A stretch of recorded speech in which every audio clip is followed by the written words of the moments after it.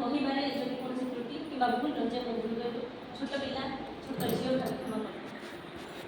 କନ୍ୟା ମୁଁ କନ୍ୟା ବିଷୟରେ କହିବାକୁ ଯାଉଛି। ମୁଁ ମୋ ନିଜ ବିଷୟରେ କହିବାକୁ ଗୋଟେ ଝିଅ ବିଷୟରେ।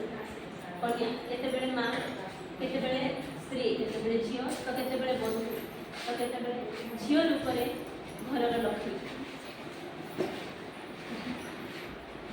ଅନେକ ତାର ରୂପ, ବିଭିନ୍ନ ତାର ପରିଚୟ। ନାରୀର ସ୍ଥାନ ଏ ସମାଜରେ ସ୍ୱତନ୍ତ୍ର। ଈଶ୍ୱର ଏ ସମାଜ ଏ ସୃଷ୍ଟି ଯେତେବେଳେ କରିଥିଲେ, ଈଶ୍ୱରଙ୍କର ସ୍ତ୍ରୀ ନାରୀ ଏବଂ ପୁରୁଷ ଉଭୟ ଈଶ୍ୱରଙ୍କର ଅମୃତ ସୃଷ୍ଟିର ଅମୃତ ସନ୍ତାନ। ଉଭୟ ସ୍ତ୍ରୀ ଏବଂ ପୁରୁଷଙ୍କର ସମାନ ସହଯୋଗରେ ମାନବ ସମାଜ ଗଠିତ। ଏପର୍ଯ୍ୟନ୍ତ ଉଭୟ ସ୍ତ୍ରୀ ନାରୀ ଏବଂ ପୁରୁଷଙ୍କର ସମାନ ସହଯୋଗରେ ଏପର୍ଯ୍ୟନ୍ତ ଚାଲିଅଛି।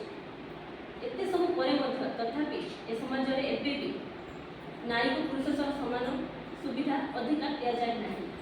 ଏବେ ବି ଅନେକ ସ୍ଥାନରେ ନାରୀ ଅବହେଳିତ, ଗୋଡ଼ାସିତ, ନିର୍ଯାତିତ ଓ ନିର୍ଯାତିତ ତ ସବୁ ଜାଗାରେ। ଏବେ ବି ଅନେକ ସ୍ଥାନରେ ଯୌତୁକ ନିର୍ଯାତନା ଦିଆଯାଉଛି। ଯୌତୁକ ନିର୍ଯାତନା, ବାଲ୍ୟ ବିବାହ କରାଯାଉଛି, ଆଉ ଶିକ୍ଷା ଲାଭରେ ତାର କ୍ଷତି ରହୁଛି। ବାଲ୍ୟ ବିବାହ କରିବା ଆମ ପାଇଁ ବହୁତ ଅଧିକାର। ବାଲ୍ୟ ବିବାହ କରିବା ଦ୍ୱାରା ବାଲ୍ୟ ବିବାହ ମାନେ ହେଉଛି 18 ବର୍ଷରୁ କମ୍ ବୟସର ଝିଅ ଏବଂ 21 ବର୍ଷରୁ କମ୍ ବୟସର ପୁଅ, ସେମାନଙ୍କୁ ବିବାହ କରିବାକୁ ଆମେ ବାଲ୍ୟ ବିବାହ ବୋଲି କହିଥାଉ।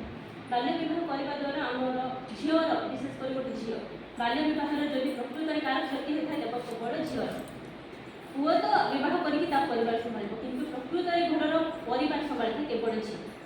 ଗୋଟେ ନାରୀ ଯେହେତୁ ଛୋଟ ପିଲାଟି ବାହାରିଥିବ 15 କିମ୍ବା 16 ବର୍ଷରେ, ତାର 18 ବର୍ଷ ଯେହେତୁ ପୁରି ନଥିବ, ତା ମାନସିକତା ବା ସେ ଫିଜିକାଲି ବି ସେ ଷ୍ଟ୍ରଙ୍ଗ ହେଇନଥିବ, କି ତା ମାଇଣ୍ଡ ବି ସେତିକି ଷ୍ଟ୍ରଙ୍ଗ ହେଇନଥିବ ଯେ ସେ ଘରର ପରିବାର ସମ୍ଭାଳି ପାରିବ।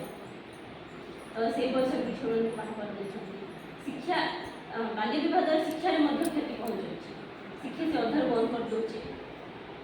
କଥାରେ ଅଛି ଯଦି ଗୋଟେ ପୁରୁଷ ଶିକ୍ଷିତ ହୁଏ ତେବେ ଜଣେ ଶିକ୍ଷିତ ହେବ, କିନ୍ତୁ ଏ ସମାଜ ରହିଛି, ଆମେ ବି ଜାଣିଛୁ ଶିକ୍ଷିତ ଲୋକମାନେ ବି କହିଛନ୍ତି କି ଗୋଟେ ନାରୀ ଯଦି ଶିକ୍ଷିତ ହୋଇଥାଏ ପୁରା ପରିବାରଟା ଶିକ୍ଷିତ ହେବ, ଆଉ ଗୋଟେ ପରିବାର ଶିକ୍ଷିତ ହେଲେ ପୁରା ସମାଜ ଶିକ୍ଷିତ ହେବ, ଆଉ ସମାଜ ଶିକ୍ଷିତ ହେଲେ ଆମ ଦେଶ ମଧ୍ୟ। ସମସ୍ତେ କୁହନ୍ତି ଭାରତ ଆଗେଇ ଯାଇଛି। ଭାରତ କ'ଣ ଆଗେଇ ଯାଇଛି? କେବେ ବି।